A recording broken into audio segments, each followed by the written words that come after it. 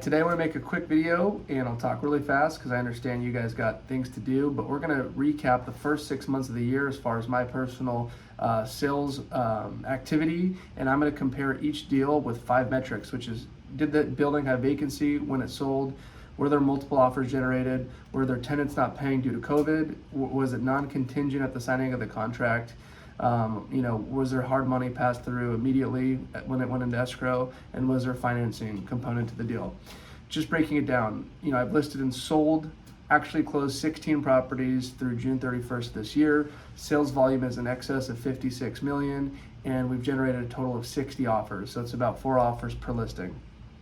Out of all 16 of the properties that have sold, 5 out of 16 included vacancy. So 31% of the listings sold with vacant units.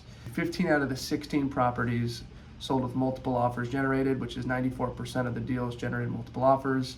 4 out of 16, or 25%, included COVID non-payers, whether that's 1, 2, or multiple units not paying.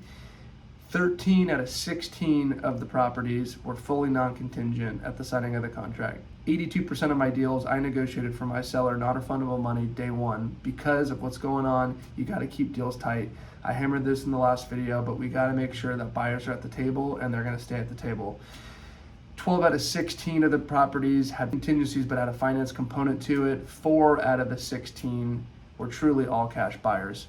Starting with the first deal, this is 1500 to 1504 West Florence Avenue, 8 units in Los Angeles, listed for $1,488,000, sold just below at $1,430,000. This had 2 non-payers and it also had a vacancy.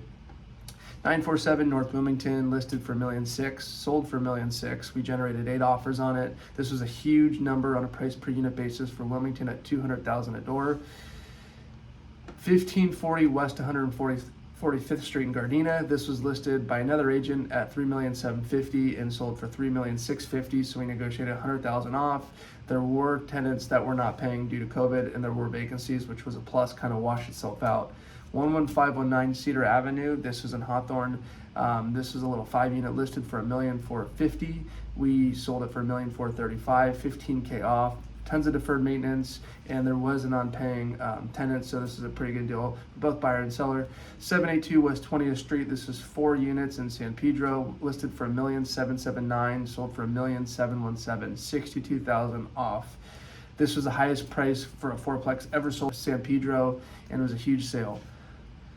529 West 21st Street. This was 5 units in City of San Pedro, listed for $1,050,000. We sold it for $875,000, so $175,000 below list. This sold at a 1.8% cap, under a 2% cap, and LA City rent control warranted a huge price reduction and discount to the buyer, who took on massive amount of risk. Was a win-win for both parties involved. 11317 Luis Avenue. This one was listed for $1,275,000, sold $50K over at $1,325,000. Fully turnkey 4-plex, generated 6 offers in Linwood. 958 East 2nd Street was a fully turnkey 4-plex in Alamitos Beach in Long Beach. This one was listed for $1,475,000 and sold $60K over at $1,535,000. We generated 5 offers on this property, and it was totally turnkey. 3501 West 111th Street was 5 units in Inglewood. This one we generated multiple offers, listed for $1,380,000, sold $10K over at $1,390,000. 8347 West Manchester Avenue in City of Playa del Rey, which is under City of LA, listed for $2 million, sold $500,000 below at $1,500,000. This was another one of those tight deals where legacy tenants were not willing to relocate, sold at a 2.02% cap rate. Seller was able to agree to a concession to the buyer, discount, just because of the low-paying tenants.